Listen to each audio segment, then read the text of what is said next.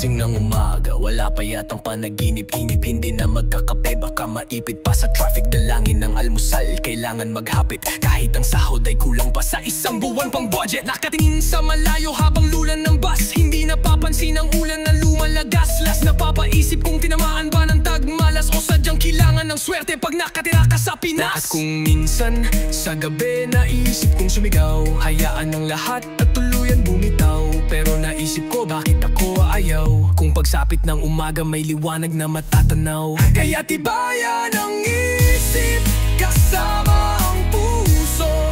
Lahat ay may problema, pagalingan magtago. Diretso ang tingin, huwag kang matuliro. Ang katuparan ng lahat ay hindi malabo. Si Betong na dumayo pa ng Maynila, dahil nandito ang pagunlad dyan ng aking inakala. Upang makaluwas lahat ay aking inabala, dito na magsisimula ang aking istorya. Ako'y nag-apply sa isang ahensya sa Quezon Ave. Sa supermarket ako na-assign upang mag-bag. Ito na ba ang umpisa ng aking pagunlad, upang ang aking mga pangarap ay matupad? Minsan sa gabi naiisip kong sumigaw, hayaan ang lahat at tuluyang bumitaw. Pero naisip ko bakit ako aayaw, kung pagdating ng umaga may liwanag na natatanaw. Kaya tibayan ang isip kasama ang puso. Lahat ay may problema, pagalingan magtago. Diretso ang tingin, huwag kang matuliro. Ang katuparan ng lahat ay hindi malabo.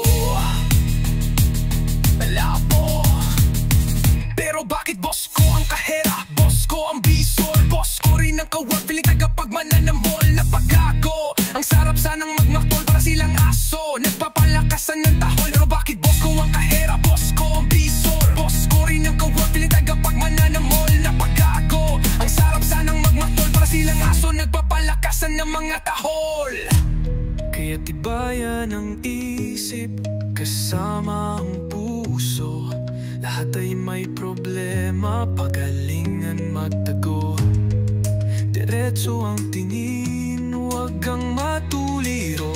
Ang katuparan ng lahat ay hindi malabo.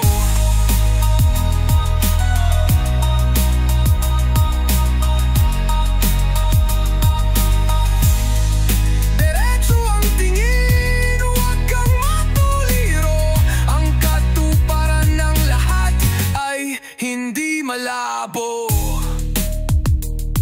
Labo.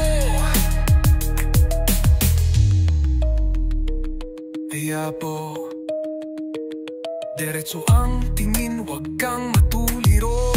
Ang katuparan ng lahat ay hindi malabo.